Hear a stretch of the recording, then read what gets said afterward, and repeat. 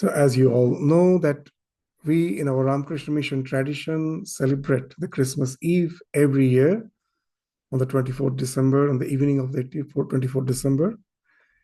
The reason for celebrating the Christmas Eve, apart from the practice of the harmony of religion, the practice of the universality of all the religions, as we believe in our Ramakrishna tradition, as has been practiced by Sri Ramakrishna in his own life. And not only that, it was just a mere belief system for him. Through all those practices, he went to the realization to be convinced of the fact that all the religions lead to the same goal, lead to a goal which helps us to transcend the limitations of all the worldly bondage. Even as per the highest goal is concerned, we will find that yes, from the worldly point of view, from our from the sensate world's perspective, even the goal may seem to be not be the same. But one thing we cannot deny, that all of them speaks of transcending the dualities of this phenomenal existence and getting established in a plane of existence where nothing can as if tarnish us, touch us, affect us, inflict us. So that all the religions believe, and in Ramakrishna Mission, following their tradition of Sri Ramakrishna himself, as has been practiced in his life, we do recognize all the religions and practice and the traditions, various traditions in our own humble way. But apart from that, the 24th December do have a special significance as per the history of the Ramakrishna Mission is concerned. That Sri Ramakrishna passed away in the year 1886. He entered into the state of Mahasamadhi on the night of 16th August 1886. The same year, in the month of December, all the direct would-be monastic disciples of Sri Ramakrishna, they were yet to take the vows of monasticism. Renunciation was something which was very highly, intensely palpable through their life, was visible through their life, but they were yet to take the vows of sannyasa, of monasticism. So now they planned to spend a few days during the Christmas time in the outskirts of Calcutta, in Outpur, that happened to be the birthplace, the ancestral home of one of the direct disciples of Sri Ramakrishna, Swami Premananda. In his pre-monastic name was Baburam. So in Baburam Maharaj's house, in Premanandaji Maharaj's house, all these young would-be monks, they planned to visit and spend the Christmas holidays there. And as they were all already highly spiritually evolved, it was not just holiday merrymaking. They planned to have something like retreat there, that they will go and spend the time in intense spiritual practice. As a group, they will visit. So they visited Atpur, and on this night of 24th December, it so happened that it was quite cold. So they lit some dhuni, some fire, in the open place outside the Swami Premanandaji's ancestral home, in the courtyard of the ancestral home of Swami Premananda. They lit a dhuni, a fire place. The fire was lit, and they all sat around it with the plan of spending the entire night sitting around the dhuni, singing devotional songs, discussing spiritual topics, and meditating. So that was the plan. And that's how it started. And as the proceedings were going on, it so happened Narendranath, the would-be Swami Vivekananda, the young Narendranath, suddenly got inspired by the life of Jesus Christ. That if we study the life of Jesus Christ, we will find that he's the king of the sannyasins.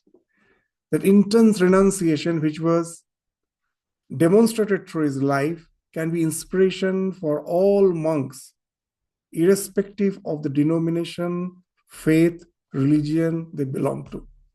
That intense renunciation. So that's the thing which inspired Narendranath, and he started giving an eloquent discourse on the life of Jesus, the inspiring life of Jesus, which demonstrates the intense renunciation. And much later, in the daybreak, they realized that it was actually the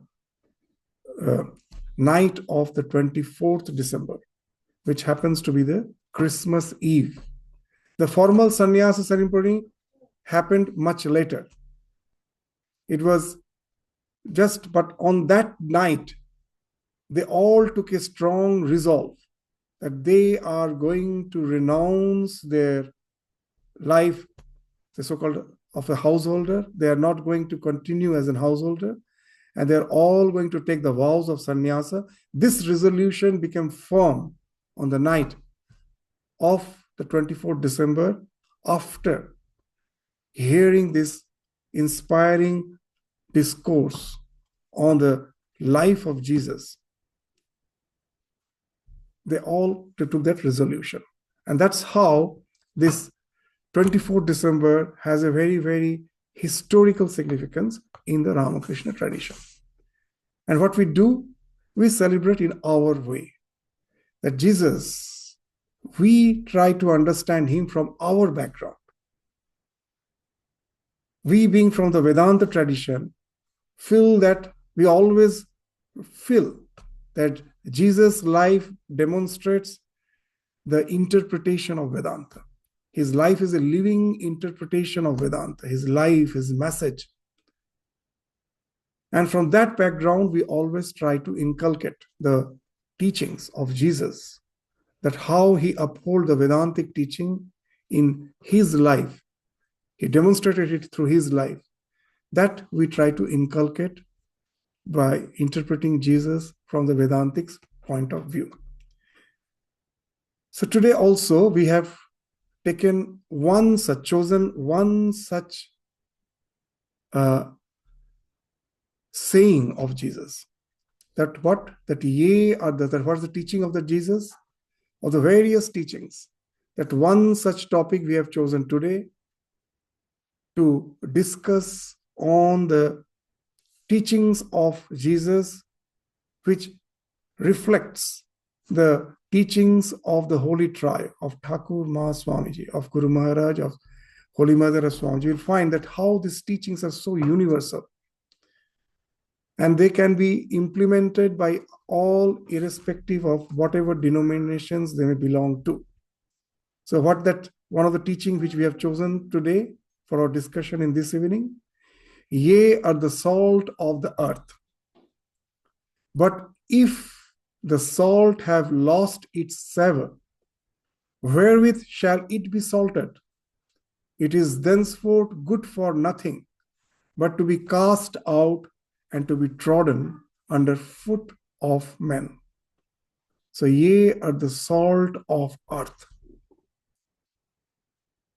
So what it means actually, that as a human being, we have certain uniqueness that makes us the salt of the earth. What's that uniqueness? In one word, Sri Ramakrishna in the gospel again and again he's saying that Manush Jiboner Uddeshyo Bhagavan Love. To realize the spiritual dimension of our existence is the only goal of human birth. So unless we realize that, we will be the salt as if which has lost its savour. If the salt has lost its saltiness, what's the use of that salt? Men will tread over it. It has no value. That's what Jesus is saying. So we have to realize the uniqueness of the human birth. We are born as a human being, and as a human being, we have this particular unique, this faculties are there. Those faculties has to be realized through this life. So that's the thing which will just a few days later, the 1st January, there's in 1886, the same year, when this Christmas Eve was celebrated, just before, in the beginning of that year, in 1886, in the month of January, in the 1st January, in Ramakrishna tradition, we celebrate that day as the Kalpataru Day. That Sri Ramakrishna blessed all. The general belief is that he blessed all with whatever wish they had. But if we read the history of Ramakrishna mission, we will find actually on that day, he blessed all by saying, Tomade Chaitanya Hok. Be illumined. What actually it means? It almost means that be illumined by the fact. What's the fact? That you are the salt of the earth. That in the words of Sri Ramakrishna, he used to say that the word manush, he used to break it in his own way. It has no grammatical, grammatically it is not correct.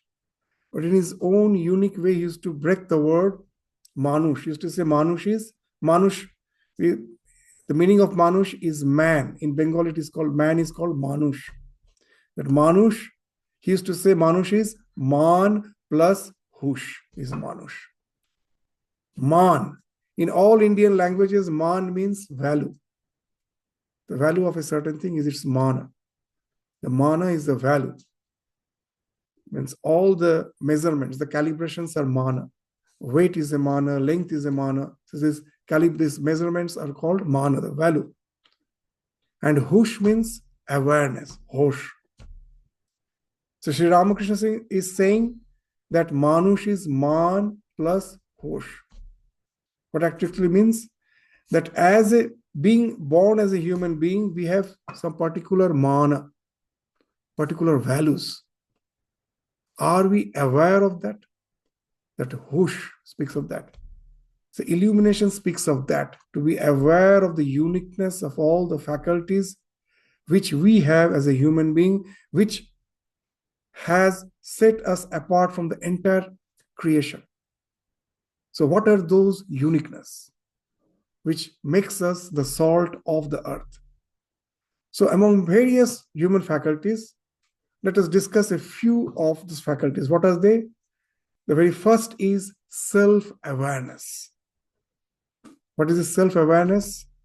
That as a human being, that we have the capacity to see our own mind, see our own thoughts, see our own feelings.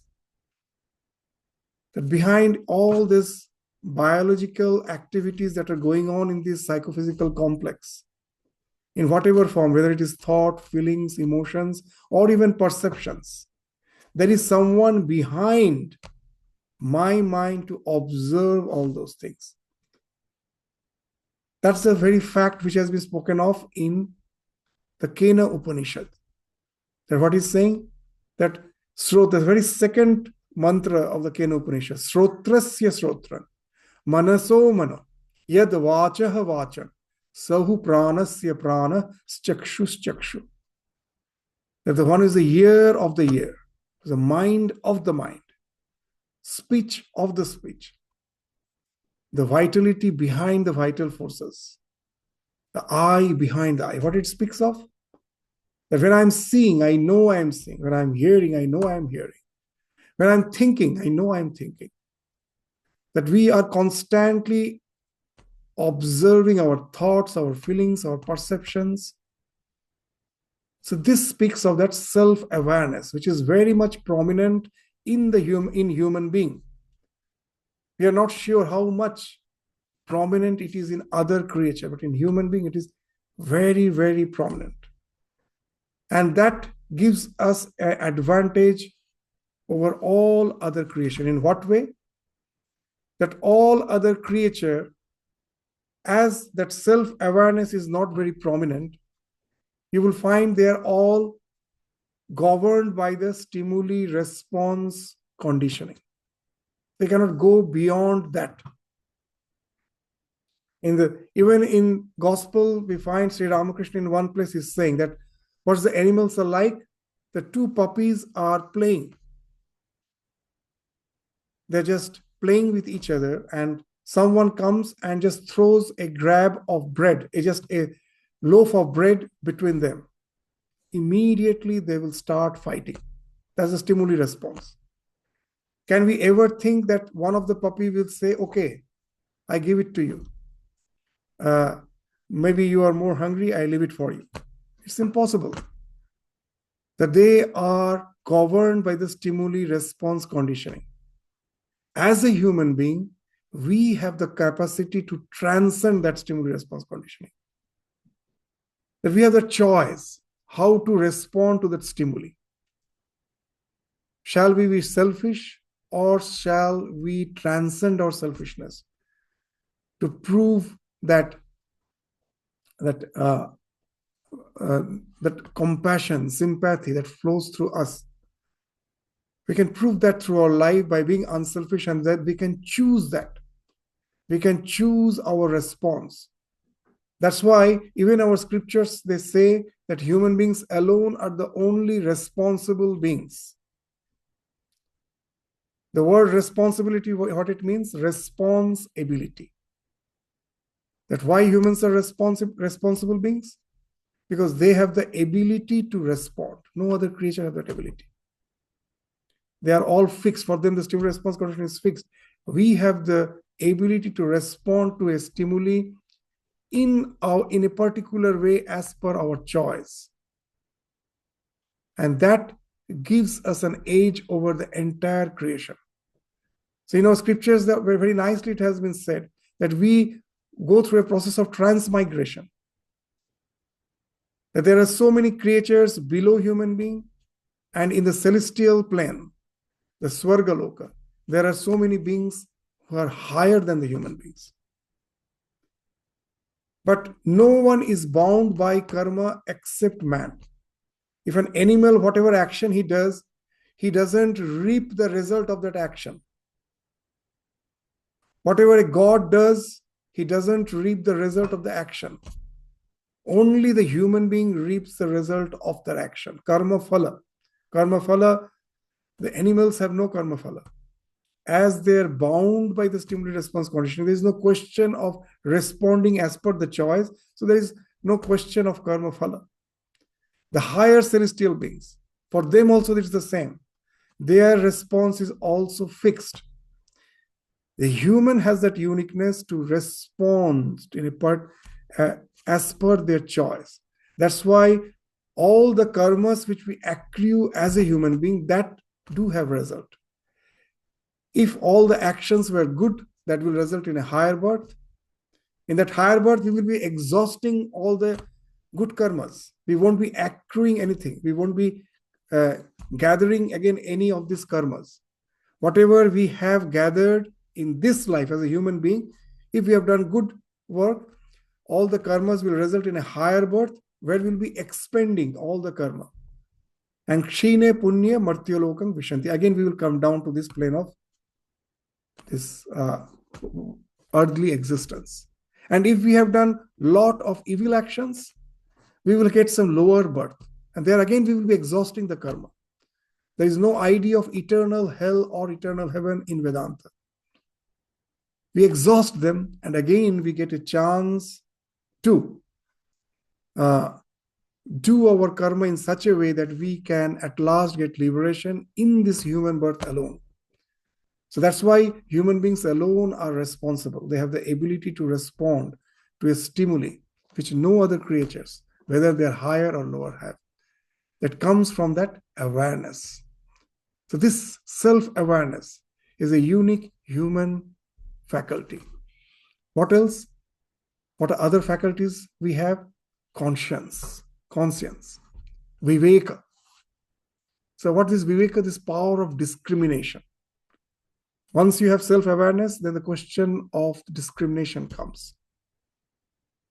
That what is good, what is bad, what is permanent, what is transitory, what is pleasurable, what is preferable. In the Kathopanishad, that famous sloka comes, Shreyascha preyascha manushyam tau samparitya vivinakti dhiraha Sreyo hi dhiro abhipreyaso vrinite preyo mando yoga kshemat vrinite. So what's the idea? That we as a human are in the junction, always we will find we are in the junction of crossroads. That we can choose our response. It can be either preferable or it can be pleasurable. We take the pleasurable to be preferable, the most of us by default, but the dhira, the wise one, they can distinguish between the preferable and the pleasurable. What is preferable? That which takes us to eternity, which can help us to go beyond this world of transitoriness and lead us to the world of eternity. That is Shreya. The moment we get established in our spiritual dimension of our existence, we go beyond the dualities of pleasure and pain. To get established there is something which is preferable. As a human being, we have this capacity to discriminate the preferable from the pleasurable. And it's not easy. Because of although we know what is preferable, like a drug addict who knows very well what is good for him, what is bad for him, cannot shun the drug addiction. So as a human being, we have another capacity that is called the willpower, the independent will. To a great extent, that willpower helps us to get rid of the impulses so that we can keep ourselves in the track to reach the goal of the Shreyas, what that is preferable. So that is what is spoken of as independent will. And we as a human being have another wonderful capacity, the capacity of imagination, creative imagination. We as a human being create everything twice. Even this building, first, most probably the blueprint was prepared. Someone drafted the blueprint. It was all in his mind. No materials have arrived. The first creation was the blueprint. It was just a mere imagination. And then the next creation happened. You'll find in our life always these two creations are happening. We imagine, we plan, and then we try to realize our imagination by materializing it in our life. Today's imagination is tomorrow's realization. This wonderful capacity of imagination. So you'll find these all wonderful human faculties. Even in spirituality, when I hear that I am the Atman, I am Brahman, at present it is an imagination. But the scripture says there is a way out through abhyasa, that the willpower speaks of vairagya, and this imagination leads us the way to abhyasa. Practice. Through the practice, our imagination can at last lead to realization. In all fields, whether it's secular, whether it is spiritual, you will find these are the faculties which makes what we are as a human being. So that's why now we will understand that why Jesus is saying that ye are the salt of earth. That we as a human being have these unique faculties. Among many faculties, these four we have taken up today. The self-awareness and the conscience, conscience. The third is the willpower. The fourth is the creative imagination, the power of imagination. With this, we can transform today's imagination into tomorrow's realization. As Swami Turiyananda ji used to say again and again, today's imagination is tomorrow's realization. In Bengali, he used to say, Ei berali bone gale bon beral hoy. That there is no difference between a domesticated cat and a wild cat. You leave this domesticated cat in the wild, it becomes a wild cat. It's the same mind when you can domesticate it, when you can discipline it, this can lead you to that ultimate spiritual emancipation. So this, as a human being, we have these capacities. So unless we have faith in that, our faith in God won't help us. So we have to, that's why when Jesus is saying that ye are the salt of earth, he's asking us, he's imploring us to have faith in ourselves. As Swami Vivekananda says to say again and again, faith, faith, faith in God, faith in ourselves. If you have faith in all the 33 million gods which the foreigners have brought in your midst and still have no faith in yourself, there is no salvation for you. So this is a very important thing, that first he's saying that faith in yourself, faith, faith, faith in yourself. If you have faith in all that, in Hinduism we find this pantheon of gods and goddesses. He's saying you may have faith in all of them. You may have faith in all the gods which the foreigners have brought in your midst and still have no faith in yourself. There is no salvation for you. What it means? That God has endowed us as a human being with these unique faculties. This, unless I have faith in those faculties, there can never be any progress, any evolution in our life. So that's the thing which we find even Swami Vivekananda is indicating, that faith in yourself, first faith in yourself, then faith in God. Why? Because all the faculties which I have has been given by God. Unless I have faith on those faculties, my faith in God is something superfluous, it's just useless. So first you have faith in yourself. So here we find a wonderful thing, that when I say have faith in, when we say faith in ourselves, we should have faith in ourselves. It doesn't speak of egotism. There's a difference between egotism and faith. Egotism can lead to destruction, because egotism, we will find in most of the cases, leads to a superficial personality. We want to project ourselves. We want to project ourselves as a good. That Swamiji used to say that so much energy is wasted in projecting ourselves as a good person. If I would have used the same energy to transform myself, I would have really been transformed. Throughout our life, we just go on creating a superficial personality. That's the product of egotism. This superficial personality is very dangerous because it creates a shadow. It creates this superficial personality you project through your ego, that creates a shadow which keeps in dark all the repressed feelings and emotions, the negativities. They're still there, but they're in the dark.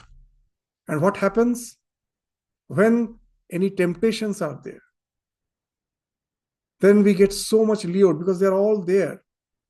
They just need a little suggestion, and immediately these temptations just grab us, hold us with all those repressed feelings. And immediately we find that there's a tremendous, as if a cyclone, a tsunami within our personality. We have no control over it, and it can lead to destruction. Throughout our life, we will find that's what happens in all the scenarios when we find the so-called person, the would-be good person, is behaving in some very base, instinctual way. That's what has happened. The superficial personality has shadowed all the repressed feelings, and it has grabbed him. It has grabbed him with all allured. He was lured. Whenever this temptation came, he was lured, and they grabbed him with all those repressed thoughts and feelings and took him and drowned him to the destruction. This idea that I understand the distinction between egoism and humility or faith in yourself. The faith actually speaks of humility. We will relate a nice story in the life of Hanuman. When Hanuman was aware of his mission, his divine mission, he was forgetful about his own strength. The moment he was aware of the divine mission, he was aware of it, he again became aware of his strength. He knew that he can jump over the ocean. So in his search for Sita, when he jumped over the ocean, the story goes the story goes that there was a demoness called Simhika in the ocean. And the demoness had a capacity. What's the capacity the demoness had? It was in the waters, it lived in the waters of the deep ocean, but it could devour anything which is flying. It need not have to fly. It was in the waters, but it could devour anything which was flying. How it could devour? That if anything was flying over the ocean, its shadow will fall on the ocean, and this the demoness Simhika will get hold of the shadow, and with the help, by holding the shadow, it will pull down the creature and devour it. That was its capacity. So no one could jump over the ocean or fly over the ocean, because Simhika will simply grab them and devour them. Now, when Hanumana was flying over the ocean, jumping over the ocean, this Simhika came out of the water to devour Hanuman. Now, this, you know that Hanuman had the capacity to become of miniature size, or also he could enlarge himself as per his wish. So seeing Simhika coming to devour him, Hanumana became extremely small. So small that when this Simhika tried to devour her, Hanumana escaped through its mouth. And again, it continued flying over the ocean. And it escaped the grab of Simhika. So this is the story which we find is mentioned in the Ramayana, and we find that it is just a fit, a supernatural fit. But all these stories do have some spiritual implication. What it speaks? That Hanumana, having a divine mission, was having tremendous faith in himself, but there was no ego. So this reducing himself to the small size so that the shadow is no more there, that speaks of meekness, humility. That after it is the divine who is working through me, it is not me. That speaks of becoming a miniature, as if nothing. And that's how he escapes. So in this story, what's the idea? That egotism creates a shadow which represses our feeling. Unless we can get rid of the ego, be humble enough, and that humility comes only when we are aware that it is the divine who is working through me. I am just a divine worker. I have a divine mission. We are bound to get that superficial personality, which will create a shadow of all the repressed emotions, thoughts, and feelings. And anytime the temptations can lure us and take us down deep into the waters and drown us in this worldliness. Very interestingly, the word Hanumana means, again, the word Hanumana is Hana plus Mana. Mana speaks of ego, Hana speaks of killing. The one who has killed the ego is Hanuman. These Sanskrit words are wonderful. Hanumana speaks of, actually the name means one who is always aware of his divine mission. He has killed his ego totally. That's why we find that the picture of Hanumana, that tearing his chest to show that it is his Lord, the Rama and Sita, who indwells. It is not he. It is they who are the core of his existence. So that's the meaning of Hanumana. So why we are saying that there's faith, we shouldn't think that when we say that you are the salt of earth, that shouldn't make us feel egoistic. That's why we will find one of the Beatitudes in the Bible, what it is speaking, that blessed are the meek, for they shall inherit the earth. So these two things must go, that faith in ourselves should result in meekness, in humility. That example which we always give, that all the faculties which we have is something which is given by the Lord. It is not mine. It is the God who is working through me. That's a common example which we give when the mother feels the love for the child.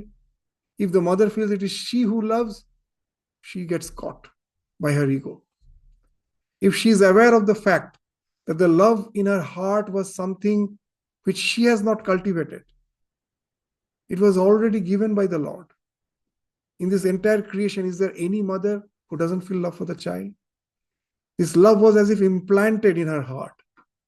God, to take care of his own creation, has implanted that love in our heart so that through that love we can take care of the creation. So when we are loving someone, when we are showing compassion to someone, it shouldn't be from the sense of ego, but should be from the feeling it is the Lord who is working through me. And then this faith results in meekness, humility. And those who have that humility, they alone can inherit the earth. This is the idea. You'll find is wonderful. Just as we said, this teachings are all universal. What Vedanta is teaching, what the Holy Triad, Sri Ramakrishna, Swami Vivekananda, the Holy Mother, following the examples of Vedanta, are teaching. The same teaching is resonated through the words of Jesus. That's why we, on these special days, try to reflect on these teachings so that we can find out the core meaning of those teachings and try to inculcate them in our lives. So that's the idea. So that we are all the nimitta matra, as in spoken of in the Bhagavad Gita, that we are just the instrument. We are instruments in the hand of the divine. If we have this feeling, what's the difference? If I feel I love, expectation grows. And with that comes all suffering. I have loved so much, such and such person, or my own child. In return, what I got? This expectation comes, and which leads to all our suffering. But if I had that idea that I'm bound to love, God has implanted that love in my heart and has kept me in such a position where I have to love. So I am just an instrument in the hand of the divine. It is a God who is working through me. I am just the channel of God's love. So just whatever I have to do, I do. The question of expectation doesn't come. And there is no suffering. I have done my best. God will take care of the rest. No expectation, no suffering, no botheration, no anxiety that what will happen. No, I am doing my best. Rest all, God knows very well. I cannot change the course of the destiny. By watering a mango plant, I can get good mangoes. I cannot get apple. I cannot change the nature of the seed. But what can I do? I can get a good mango from a mango tree by watering it, by giving it proper nourishment. So I cannot change the nature of others whom I love. They will grow as per their tendencies, as per their inherent tendencies with which they are born, as per the background in which they have grown. They cannot change them. But through love, I can get a better person out of him. And there it ends. So there is no question of expectation. There is no question of anxiety. So that's the thing when we can do. Then that speaks of that meekness, that humbleness. The one who have that humbleness, they alone inherits the world. What is the why they are inherent? Because their vision has broadened. And they can build their life on that broadened vision. That vision has broadened now. There's no more selfishness. He can see it from a much larger picture. And when you can do that, then you develop all the positive emotions. This positive emotion speaks of love. In Sanskrit, the word love means prema. This prema can be an acronym. It can be an acronym where P means the positive emotions. When we have our visions gets broadened, then we have all the positive emotions. That P speaks for the prema, the P-R-E-M-A. This P speaks of the positive emotions. R speaks of the relationship. Once you have these wonderful positive emotions, your relationship all automatically will improve now. When the expectations falls off, you are just become an instrument in the hand of the divine, where you become a instrument of showing empathy, compassion. Naturally, the relationships starts improving. E speaks of engagement, and those relationships are no more a superficial, just a relationship. You engage, just as we say, the one who says, I love flower, but never waters the plant, doesn't love the flower. The real love for the flower speaks of engagement. One who waters the plant, he can say, yes, I love the flower. So that relationship really results in engagement. E. And behind all this love, it is not just an infatuation, there's a purpose, there's a meaning behind it. Aim speaks of the meaning. That I have broadened my perspective. And with that broadened perspective, I am acting in this world as a divine worker.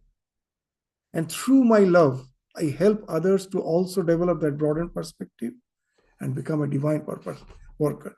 So that speaks of the meaning. And that at last results, A speaks of accomplishment. And what do you accomplish? Atmana moksha jagat hita. Your own welfare and the welfare of the others, the entire humanity. Atmana moksha jagat hita. So that's how, through love, you can inherit the entire, this meekness. From the meekness comes that love. That love speaks of inheritance. You inherit with the love, you conquer all. The last words of Holy Mother is wonderful. What she used to say, that it is the last words of Holy Mother. Very significant. In her deathbed, when someone came to meet her, this is the thing which she advised. The last word, I tell you one thing. If you want peace, do not find fault with others. Rather, see your own faults. Learn to make the whole world your own. No one is a stranger, my child. The whole world is your own.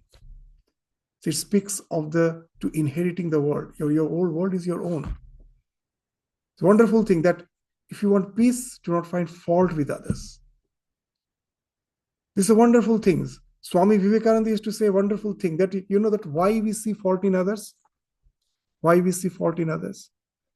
Because all the negativities are something by default common in all of us. All the weakness which you have, I too have. Everyone in this humanity have. So we easily relate to the negativities, very easily, because that is the default thing. But all the goodness which I have, that I have cultivated, that is a uniqueness, that is my uniqueness. The entire world cannot relate to it, because I have cultivated that, developed that. So it's very easy to see the fault in others, because by default, we have the same negativities. But the goodness which you have developed, that is something unique for you. Others cannot easily relate. So that's why Swamiji is saying that we easily see the fault in others.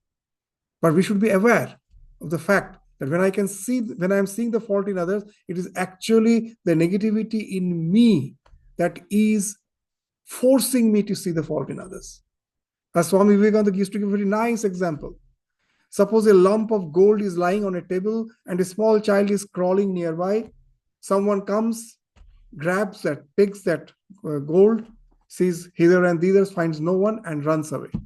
Will that small child ever know that a theft has occurred? No. Why?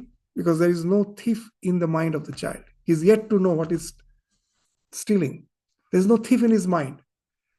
So when I see a thief, I should repent that in my mind the thief is there. That's why I can relate to that act of theft. So that's what Swamiji is saying, that when I see the fault in others, I should repent. Instead of having that essence of relishing. We relish sometimes. Because all the gossips makes us relish the faults of others. So instead of relishing that, we should be aware of the fact that the negativity is in me. That makes me to relate to the negativities of others. So I'm yet to cleanse my mind. So that's why Mother's next sentence is, See your own faults. Instead of seeing the other's faults, rather see your own fault. And then try to make the whole world your own. So when through love, a mother, does she ever see the fault in the child? No. Because that love makes her see all the goodness. Whenever we love, we see all the goodness in the other person. Our vision is very much, our vision has a lot of blind spots. When we are in love with someone, all the positivities we see. And when we start hating, the positivities, they go in their blind spot. We see only the negativities then. So that's why through love, we can get rid of all the negativities in the other person. We can see the goodness in others. So how it is possible? That as a very nice incidents in the life of this Andrew Carnegie. He was a rich man. He was an industrialist, but there was no trade union in his industry. When someone asked that, how is it possible? You're running such a huge industry and there is no trade unions there. There's no labor crisis, no labor problem. And Andrew Carnegie told a very interesting thing. You know that when you are in search of gold, you are mining gold. Most of the thing is trash, so much of trash, so much of mud, soil. In India, there is one Subarna Rekha river. And in the bank of it, they say that in that river, it has gold in it, in its soil. But is the gold seen? Is it visible? No. You have to wash a huge clump of clay at last to get most probably a just tiny bit of gold. So Andrew Carnegie says that the one who is searching gold, is he in any way bothered about the clay? No.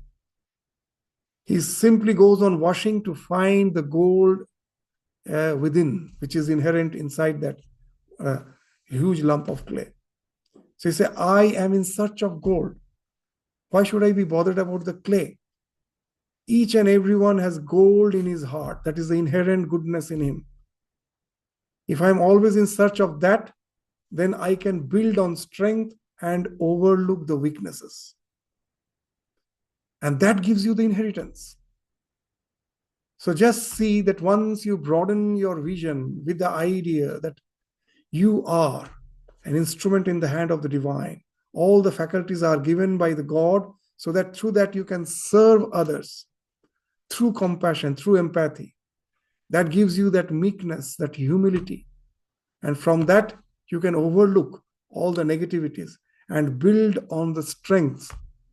And that gives you the inheritance.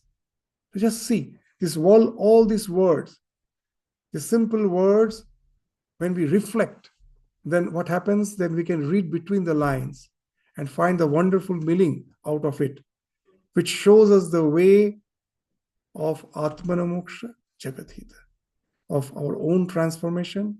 And once we are transformed, we automatically become an instrument in the transformation of others. As Jesus used to say, when you light a lamp, you never keep it under a shade. You always keep it on a high-raised pulpit so that it can spread its light.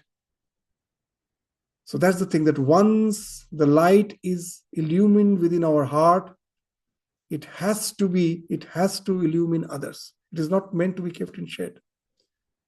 And that light which is inherent in us is what Jesus is speaking of as the salt.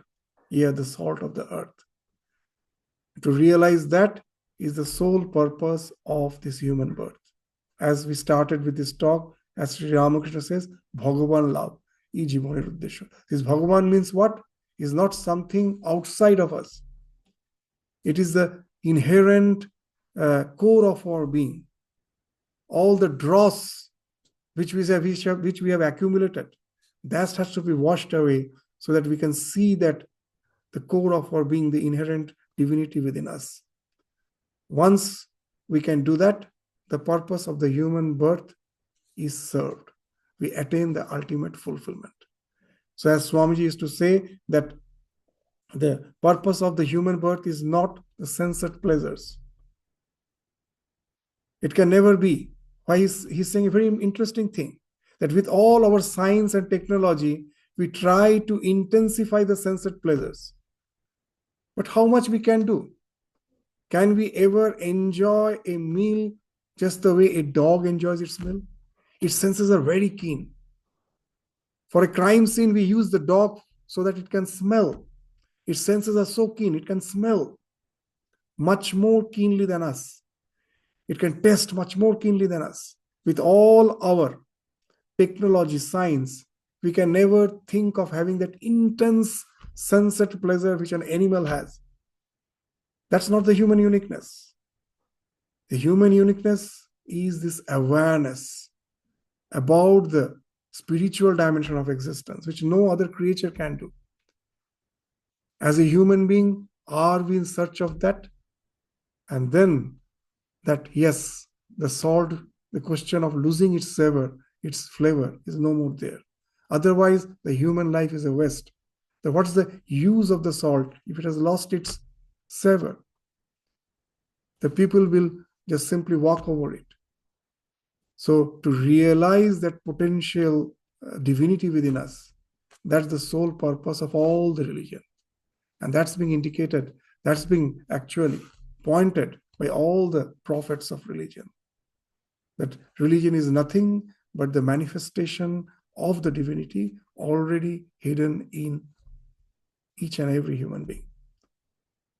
So through these lives, by these lives are all exemplifications of the higher spiritual truth which is possible in this life, which is possible as a human being. So that's why these lives are so important to us.